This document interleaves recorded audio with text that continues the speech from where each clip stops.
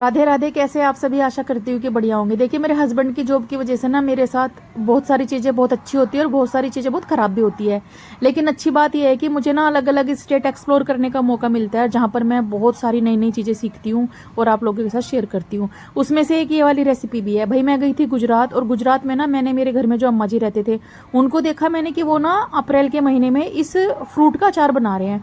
अब ये फ्रूट ना बचपन में मैंने देखा था, देखते ही मुझे याद आया कि जब हम गेहूं काटने के लिए खेत में जाते थे तो हमारे खेत में एक पेड़ हुआ करता था जिसे हम कहते थे रंटे का पेड़, और इसका जो फल होता है चिपचिपा सा होता है, इससे ना हम पेपर चिपकाते थे। तो मेरी मेमोरी तो इस फल के साथ ऐसी थी। आपकी कैसी है कमेंट करके बताना, और आप इसे क्या कहते हैं। लेकिन जब मम्मा जी इसका अचार बना रही थी तो मुझे बड़ा विचित्र लगा, क्योंकि हमारे यहाँ इसका अचार बिल्कुल नहीं बनता था। और जब मम्मा जी ने ये अचार मुझे खिलाया तो भाई मुझे बहुत पसंद आया। फिर मैंने उनसे रेसिपी सीखी और आज मैं इसे आपके साथ शेयर कर रही हूँ। आप अपने घर में ये अचार बनाना, भाई ताजे ताजे पेड़ पे से तोड़े हुए फल का अचार बहुत ही बढ़िया बनता है ये। तो जहां पर मैं रहती थी ना गुजरात में, वहीं पर ये बहुत सारे पेड़ लगे हुए थे, और हमने ना पेड़ों से इसे फ्रेश तोड़ा है, और तोड़ने के बाद हम इसे घर पे ले आए, और जिसमें छेद है उसको हमने निकाला, उसको डिस्कार्ड किया, और जो बाकी साबुत साबुत है ना गुच्छों में, अंगूरों की तरह गुच्छों में निकलता है ये, इसको हमने अच्छे से साफ करके अब हम इसका अचार बनाएंगे। और आपके साथ रेसिपी मैं शेयर कर रही हूँ। भाई फुल प्रूफ रेसिपी है। इतना बढ़िया अचार आपने आज से पहले नहीं खाया होगा, इसे जरूर बड़े बनाना। से बर्तन में पानी को गर्म करेंगे। बहुत अच्छे से पानी को उबाल लगाना है। पानी में डाले आप स्वाद के हिसाब से नमक और हल्दी डाल दीजिए थोड़ा सा, और इस लहसुड़े को यानी कि ये जो रेंटे हैं इन्हें इसमें डुबा दीजिए, और हाई फ्लेम पर तकरीबन 5 मिनट आपको इन्हें उबालना है। डिपेंड करता है कि क्वांटिटी कितनी है। जैसे मैं ज्यादा मात्रा में उबाल रही हूँ तो मैंने 7 से 8 मिनट इन्हें उबाला है, क्योंकि ज्यादा क्वांटिटी में थे। देखिए कैसे आपको चेक करना है, हल्का सा नेल आप गाड़ के देखिएगा उबालने के बाद। तो उबालने के बाद मैंने इन्हें एक बड़े से बर्तन में फैला लिया है, नेल लगाकर देखा है तो नेल इनमें थोड़ा सा प्रेशर डालने पे जा रहा है, इट मीन्स ये परफेक्ट है। इससे ज्यादा इन्हें ना उबालें। उसके बाद किसी कॉटन के कपड़े पे डाल लें इन्हें, और पंखे की हवा में 1 घंटे के लिए सुखा दें। आप इन्हें धूप में ना सुखाएं, नहीं तो ये काले पड़ जाते हैं। तो इन्हें आपको पंखे की हवा में ही सुखाना है तकरीबन 1 से 1.5 घंटा, और बीच बीच में ना इनमें हाथ घुमाते रहिएगा।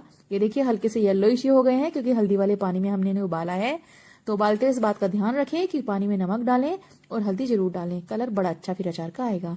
तो ये सारे लहसुड़े जो है यानी ये जो रेंटे हैं ना परफेक्ट हो गए हैं, भुरभुरे हो गए हैं, पानी की इनमें एक भी ड्रॉप नहीं है। अब हम क्या करेंगे, इनके ऊपर एक कैप होती है, यानी कि इनके ऊपर एक टोपली सी आपको दिखेगी, उसे ऐसे रिमूव करना है। देखिए बड़ा ही सरल तरीका है निकालने का। अगर आपको ट्रिक समझ में नहीं आएगी तो बहुत टाइम टेकिंग प्रोसेस हो जाएगा, लेकिन मैं आपको बहुत इजी सी एक टिप दे रही हूँ कि कैसे आप इन्हें निकाल सकते हैं।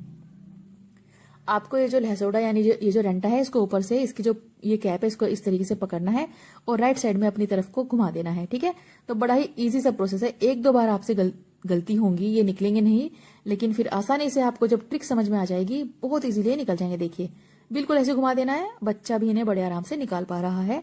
तो सारे लहसुड़े की जो कैप है हमने निकाल ली है। ये देखिए बिना कैप के हो गए हैं, एकदम भुरभुरे हैं, सूखे हैं, पानी की कोई भी ड्रॉप इनमें नहीं है।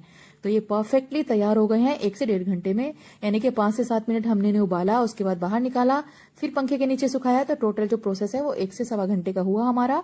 बहुत ही सरल सा ये अचार बनता है, फटाफट बनता है। एक बार बनाकर कई साल के लिए आप इसे स्टोर कर सकते हैं बिना किसी प्रिजर्वेटिव के। तो देखिए कितनी ज्यादा क्वांटिटी में मैं इसे बना रही हूँ। तो ये गुजरात में मैं इस टाइम पर हूँ, यहाँ पर बहुत अच्छी क्वांटिटी में बहुत अच्छी मात्रा में ये होता है, बड़ी अच्छी क्वालिटी का होता है। वैसे तो ये ऑल ओवर इंडिया में होता है। अब हम इसके लिए बनाएंगे कुछ मसाले जिन्हें हमें धीमी आंच पर भूनना है। तो 200-200 ग्राम के हिसाब से मैंने सूखे मसाले लिए हैं, जिसमें सौंफ, धनिया और मेथी का दाना और राई। मैंने पीली राई का इस्तेमाल किया है, राई से खटास इसको मिलेगी। आप चाहे तो काली राई का इस्तेमाल कर सकते हैं। इन मसालों को या तो आप धूप में सुखा लें या फिर धीमी आंच पे सेक लें। तो मैंने यहाँ पर धीमी आंच पे सेक रही हूँ, फटाफट ये सीख जाएगा, अच्छी सी खुशबू आएगी, और आपका जो पिकल है इससे लॉन्ग लाइफ चलेगा, बिल्कुल भी जल्दी खराब नहीं होगा, गारंटीड। तो जब भी आप कोई भी अचार बनाए मसालों को धीमी आंच पर सेक कर इस्तेमाल करें, इससे आपके अचार की सेल्फ लाइफ बढ़ेगी और अचार टेस्टी भी होगा।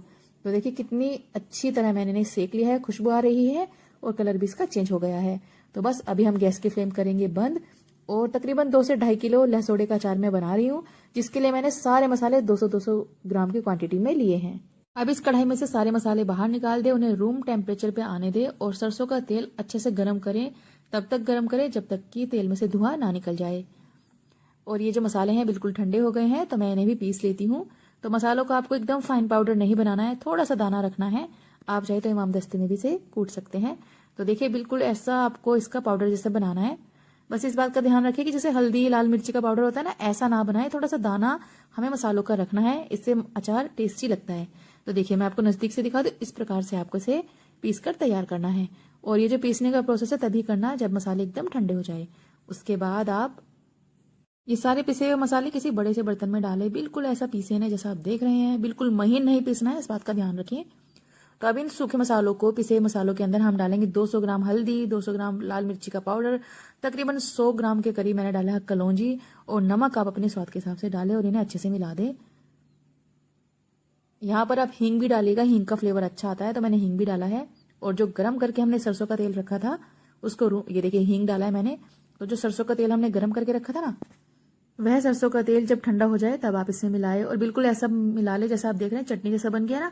तो इतना गीला आपका ये मसाला होना चाहिए। उसके बाद ये सूखे हुए रेंटे या फिर लहसुड़े इसमें मिक्स करें किसी स्पैचुला से या फिर हाथों से, जैसा भी आपको इजी लगे उस प्रकार से इन्हें मिला दे।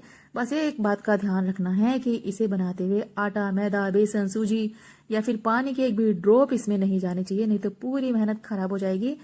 आप इस अचार को ना आम के साथ भी बना सकते हैं। जैसे मैंने ये लहसुड़ा, सिंपल लहसुड़ा बनाया है, लेकिन छोटे छोटे आम के टुकड़े भी आप यहाँ पर डालेंगे तो आपका अचार और भी टेस्टी बनेगा।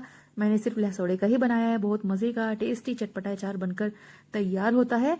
इसे किसी भी कांच की बर्नी में, प्लास्टिक के डब्बों में आप भरे।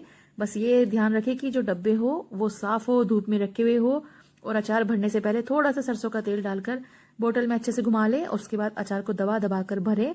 अचार भरने के बाद जो जिस भी बोतल में आप भरते हैं ना, उसे भरने के बाद ऊपर से थोड़ा सा सरसों का तेल आप इसमें डालें और धूप में रखें तकरीबन 7 से 8 दिन। और बीच बीच में अचार को हिलाते रहिएगा ताकि ऊपर का अचार नीचे का ऊपर आता रहे। 7 से 8 दिन बाद आप इस अचार को खाइएगा, बहुत टेस्टी लगता है। एक बार बनाकर कई साल तक आप इसे स्टोर कर सकते हैं, गारंटीड। वीडियो पसंद आए तो लाइक करना ना भूलें।